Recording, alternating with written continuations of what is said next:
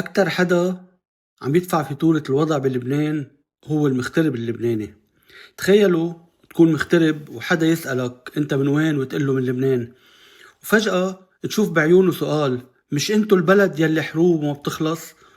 والأنكى لما يسألك وشعبكن قديش عدده وتقله 4 ل5 ملايين انشقت حالة، ويغافلك بجواب: نحن هالعدد عنا قد مدينة صغيرة أو ولاية.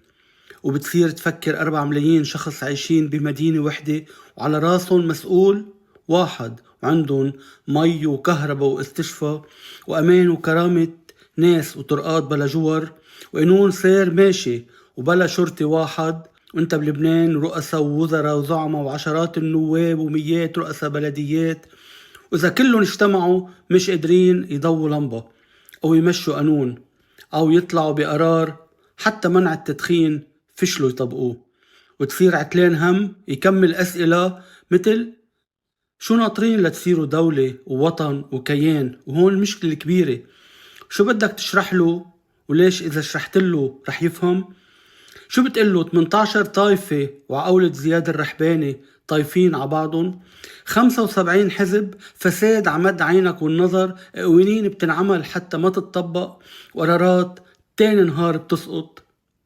بهالوقت بتمرق قدامك صور جبران خليل جبران وكتاب النبي اللي برم العالم، ميخائيل نعيمي الرابطة القلمية بيروت الستينات، قلعت بعلبك فيروز ومجد الرحابنة، ومن جوا بتحس نسمة قوية جاي صوبك من شواطئ صور وجبال، بتحس حالك ابن بيروت، المدينة يلي اندفنت 7 مرات تحت الأرض، وكل مرة هونيك طير فينيق كان يرجع يشيلها من جديد ويقلها يلا قومي من تحت الردم، انت مش بس حجار وبيوت، انت بيروت.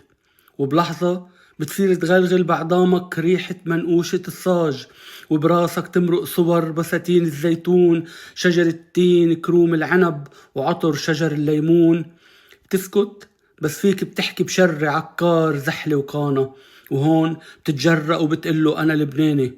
بس لبناني هو لبنان الحياة والفرح والأغاني والشمس اللي ما بتغيب، مش لبنان الموت والحزن والعتمة. ولابد ما هاللبنان اللي هو لبناني ينتصر ويقوم بشي يوم تالت.